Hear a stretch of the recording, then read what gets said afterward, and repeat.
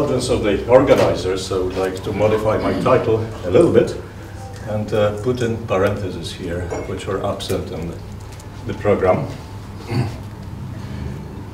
I'd like to thank the organizers for giving me an opportunity to talk for a very extended period of time. And particularly, I'm glad of this because listening to 2 talks in a row, which are 45 minutes, sound like a painful experience to me, so I'm glad that I will be the one doing the talking. However, it may not be as bad as it sounds, because let me show you something I came across in the internet. A while ago, I published with Marek Abramowicz and Jean-Pierre Lasova a paper which I thought was in quantum gravity, but actually it was picked up by a medical service as a painkiller. See, it's not a joke. Anesthesia central, mass of a black hole firewall. Okay, so perhaps it will not be painful then. All right, let me start with the outline. First, of course, there were no spiders. Then there was 1. Then there were 2. And now we have many. So I should start with the terminology here. And a spider is a pulsar that is affecting the evolution of its companion, a binary companion. Okay. LMXb is a low-mass X-ray binary. So it's a neutron star with typically sometimes a black hole, but I'm going to focus entirely on neutron stars. A neutron star with a companion that has a low mass. MSPSR, of course, is a millisecond pulsar, and this is the focus of my talk. All right, thank you. Oh yes, so because of the extra time I was given unexpectedly by the organizers on some recent developments, I'm going to add a little bit to my talk, and that's why I changed the title. So let me start with the first 25 years of pulsar research, which is 20 years of radio pulsar research. You may not remember this, but binary radio pulsars were discovered only after binary accretion-powered pulsars. And actually, there was a prediction by Bisnowati, Kogan, and Kornberg in 1974 that because we are observing binary neutron stars in high-mass systems, then if you allow the companion to move away so that it's not semi-detached, that it is detached, it does not transfer mass onto the neutron star, then you're going to have a radio pulsar. And of course, such radio pulsars were later discovered. Eventually, millisecond radio pulsars were discovered, although the first one was single, not a binary, by Becker and Kulkarni and all, excuse me. And immediately a number of authors suggested that, in fact, millisecond pulsars are formed in binary systems, in low-mass X-ray binaries, that they have been spun up by accretion. Okay, and then eventually somehow they get rid of their companion, and that's how you form a solitary millisecond pulsar. Okay, and then in 1988, the first eclipsing pulsar was discovered, so the first spider. And this brings me to the story I'm going to tell you about. All right, but first let me make a little bit of a digression. Sorry. Talk a little bit about torques, because the standard picture is that when you accrete, whether it's a millisecond pulsar or a strongly magnetized pulsar like Hercules X1, the standard picture is that the disk extends, rotating around, revolving around the neutron star, exerts a torque on the neutron star. And the standard picture is that the inner parts of the disk, if they revolve faster than the neutron star, they spin up the star, and the outer parts of the disk, which revolve more slowly than the neutron star, actually slow down the star. And actually this is, in my opinion, a topic that has not yet been fully understood, and let me show you some results obtained by Luca Naso and John Miller. So this is a vertical slice through a disk, so the neutron star is somewhere here with a dipole field. The inner part of the disk, this is a millisecond pulsar, accreting pulsar. So the inner part of the disk rotates more rapidly than the neutron star. And what I'm showing here is the toroidal magnetic field. Red points in the direction of motion, and blue points in the opposite direction. So because the accretion disk, just as expected, because the accretion disk rotates faster than you could say than the dipole magnetosphere of the neutron star, but what I really mean is that it rotates faster than the neutron star, then magnetic field is dragged in the direction of motion. Here the disk rotates more slowly because it's in Keplerian motion, so the initially vertical field is dragged backwards. So this is just as expected. Sorry. Just as expected. Excuse me. However, if you compute the torques from such magnetic fields and such a disk, the surprising result is that the positive and negative torques come from the same region at the start. So the outer part of the disk does not necessarily slow down the neutron star, does not necessarily give a negative torque. So this is a region of negative torque, and this is a region of positive torque. All right, so this was a short digression, which may or may not become useful. So now we move to the next item on the outline, one spider. All right, so when Fruchter et al. Discovered the first eclipsing millisecond pulsar, I'm sorry to be going back 25 years, we published a paper which gave a theoretical interpretation of the source. And now I would like to confront the theoretical ideas with the data 26 years later. You cannot read, of course, the paper, so I'm going to write up 3 points I want to focus on today. Well, the first statement, pretty obvious today, is that the companion star of this eclipsing pulsar is being evaporated by the powerful radiation impinging upon it from the radial pulsar. The second statement is that this powerful radiation actually causes the star to shine. So the companion shines like the moon. Okay, it's illuminated on one side and shines with reflected light. So as it revolves with respect to the observer, sometimes you see the bright side, and sometimes you see the dark side of the moon, of the companion.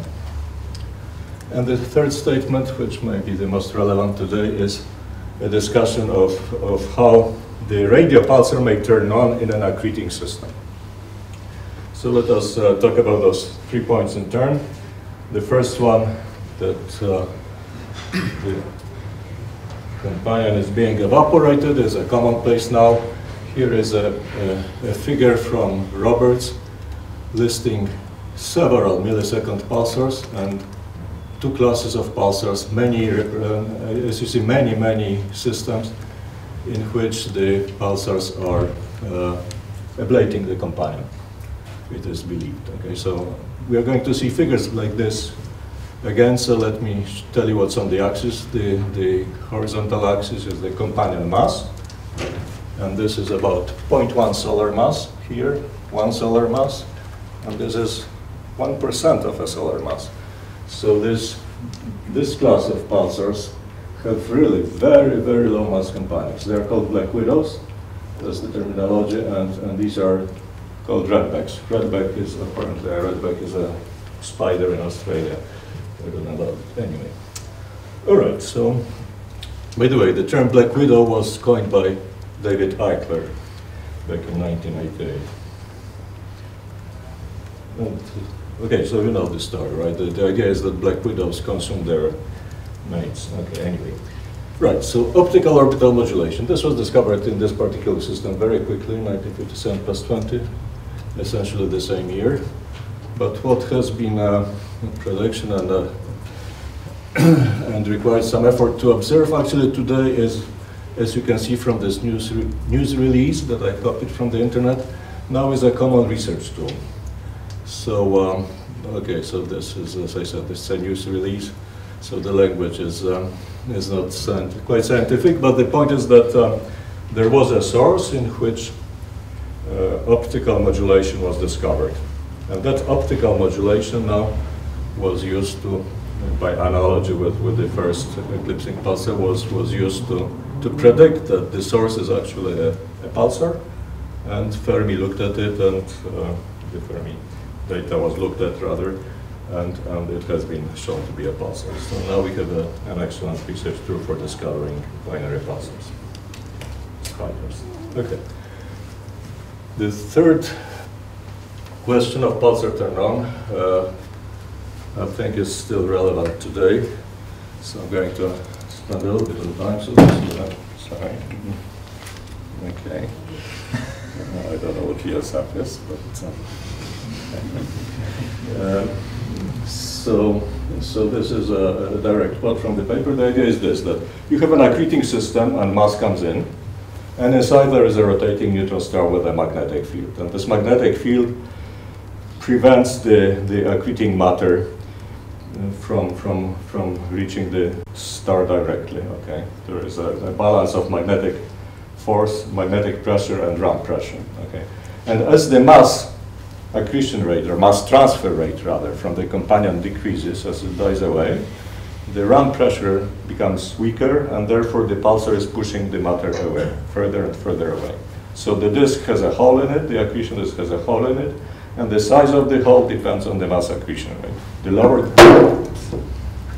lower the mass accretion rate, the larger the hole, okay? And eventually the hole reaches the light cylinder, and that's the radius where, if you co-rotate with the neutron star, you move at the speed of light. And at that point, actually, the magnetic pressure from the pulsar can expel matter from the system, get rid of the disk, and even prevent matter from entering the Rorschach of the neutron star. Anyway, so that's the star.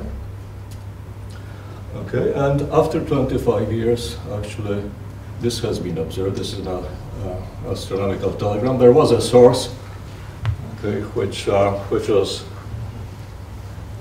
identified as an X-ray source, an accreting neutron star, and then something clicked in the system, and it became a radio pulsar.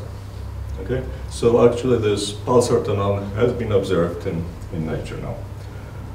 And I have to add that perhaps the reverse transition may also be observed. All right, so let us go now to the conclusion that one may draw not from the first spider that was discovered, but from the second spider.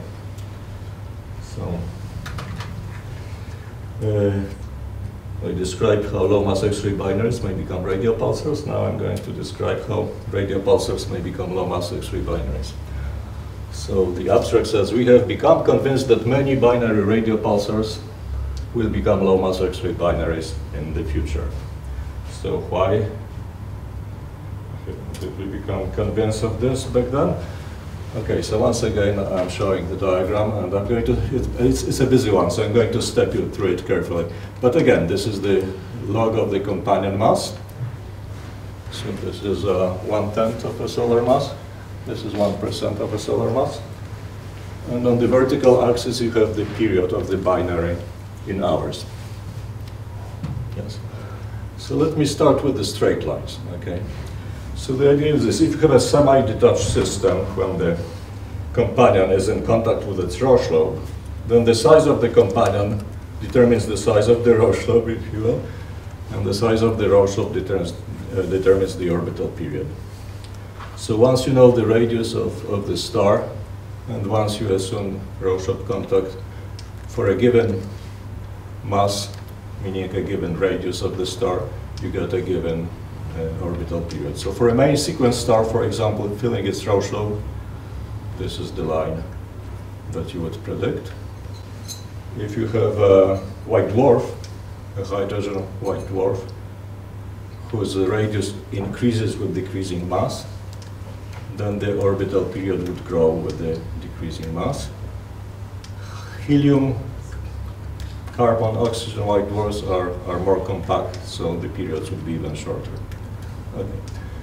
Then there is this statement that this is the 18-minute minimum period found by Paczynski and Sienkiewicz, who were actually the first to discuss things for, not for neutron stars, but for the white dwarfs. So let me go to their paper. It's a very important paper. This is a paper where Paczynski and Sienkiewicz pointed out that loss of angular momentum to gravitational radiation is actually the factor that drives the evolution of binary systems, low mass binary systems such as white dwarfs. So, and this is the diagram they showed. Okay, so once again, this is the main sequence line I was discussing. This is the white dwarf line. And they actually computed evolutionary sequences of stars. So this was not the mass and radius taken from some understanding of solitary stars, but they actually computed the evolution of a star in a binary system. And it turns out that mass transfer for low masses is so fast that the main sequence star does not reach thermal equilibrium. It becomes fatter than it should be, and therefore you depart from this line. And what they found is then that the minimum period, a minimum binary period exists of about 80 minutes. And eventually these stars move on to becoming degenerate. All right, so this is the starting point then for my diagram, which I show once again. Okay, so start with a main sequence star, which transfers mass onto a neutron star. Okay, if it were a white dwarf, okay, the mass transfer would end here. Okay, there is another thing I have to tell you from standard cataclysmic variable evolution, that it is thought that stars in this range of masses may be losing angular momentum, and the orbital angular momentum may be lost as well because of so-called magnetic braking. So there is some magnetic activity of the star, which is supposed to be turned off at a particular mass. So up to here you have Rauschlop contact, and you depart from this straight line because of this star is not in thermal equilibrium. Okay? And then the magnetic activity turns off, and you stop losing so much angular momentum from the system. Therefore, you stop transferring mass from the companion to the white dwarf. And the system evolves through gravitational radiation, which just changes the period but does not change the mass of the system. Okay, and this is supposed to explain the so-called period gap in cataclysmic variables. Okay, so I'm taking this diagram, and all I'm doing is replacing the compact object. I'm taking out the white dwarf and throwing it away and putting in a neutron star. So here it's accreting, so you have a low mass X-ray binary, and here suddenly accretion stops. And then the pulsar is turned on, starts illuminating the companion, and starts expelling mass from the system, mass and angular momentum in the form of wind. And you can, with certain assumptions, you can compute the evolution. And for example, the first millisecond pulsar would be here.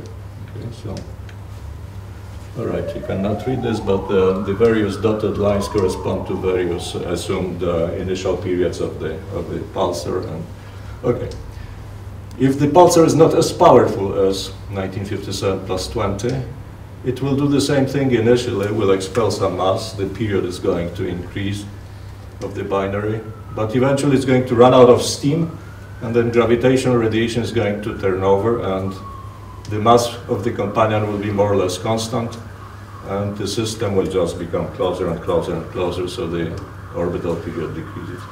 So you can go from here down to here to this system 1916-05, which is an X-ray binary, whose period is surprisingly below the minimum period predicted for cataclysmic variables. But that's all right, because neutron stars can evolve this way. All right. Okay, so this was the story. And let's see, actually, I think I was not the first to propose it. Again, Ms. Novotny-Kogan beat everyone in the field in 1989. He pointed out that millisecond pulsars may be progenitors of low mass X-ray binaries. There are other papers. Erigmar, for example, discussed a particular system and made a prediction. In 7 billion years, the system is going to become a low mass X-ray binary, a radial pulsar system. So maybe the graduate students here will see the prediction come true. Anyway, right. So, okay, so my interest in this was revived very recently because of the many discoveries. So we have this cloud that I showed you of this black widow. So I thought, well, maybe we should extend this graph to to systems in which the companion star is evolved. It was not a main sequence star, but evolved. So there is a particular trajectory, evolutionary trajectory computed by Tauris and Savonaya, which ends here, okay, and this happens to be very close actually to the Tarzan 5 spider. Okay, so, and then if you turn on gravitational waves, or rather if you continue the evolution, okay, gravitational waves will make the system more and more compact. The period is going to go down until you may actually reach the famous 11-minute binary, 1820 minus 30. So the statement is then that the 11-minute binary probably had a long period of pulsar life, radio pulsar life. All right, so now how much time do I have? I may not, I guess. All right, so good. So just to bring things into perspective, this is the theoretical plot, and on the same scale, this is the Roberts plot that I showed. So this is just to make the point that this is the cloud of pulsars that was observed. Okay. Right. So if it had not been for this extra time that I have, did I use up only 10 minutes or? You have here 20. I have 20 left. That's far too much. Okay, but we may have but I will leave some time for discussion then. Okay, so I'm in the, thanks to the organizers again, I'm in the unusual position of having submitted a paper before the conference. So I'm sure you can all read it once the proceedings come out, so I'm not going to spend very much time on it. But anyway, the point is that we revisited the problem. Some students, summer students, Filip Ficek and Mieszko Rutkowski from Krakow, did the calculation, and this is the modern version of the same plot. Okay, so this is a evolutionary track of computed by people who do cellular evolution for an evolved companion. Okay, this is the main sequence line, and then we start either on this track or we start on this starting point that I discussed previously. And given some assumption about how much mass is expelled, given the pulsar power, you get tracks like this. So indeed, you do get tracks that come down to the 11-minute binary. But surprisingly to me, okay, you don't get tracks of the same shape going this way. Okay, you get tracks that curve this way. Okay.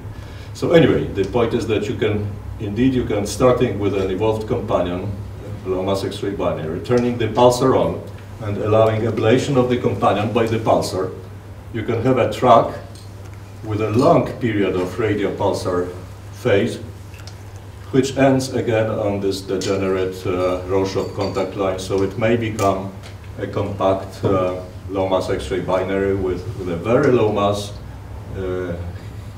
carbon-oxygen white dwarf. Okay. Now I'm not going to go on and on about this because in the opening ceremony, Professor Władimir Karas expressed the hope that we are going to discuss the new source discovered by NewsStore. So I'm going to do that, but before that I will show you essentially the conclusions from that line of research that I have been discussing. Okay, so first it would appear that the ultra-compact X-ray binaries really were formed after a phase of radio pulsar life.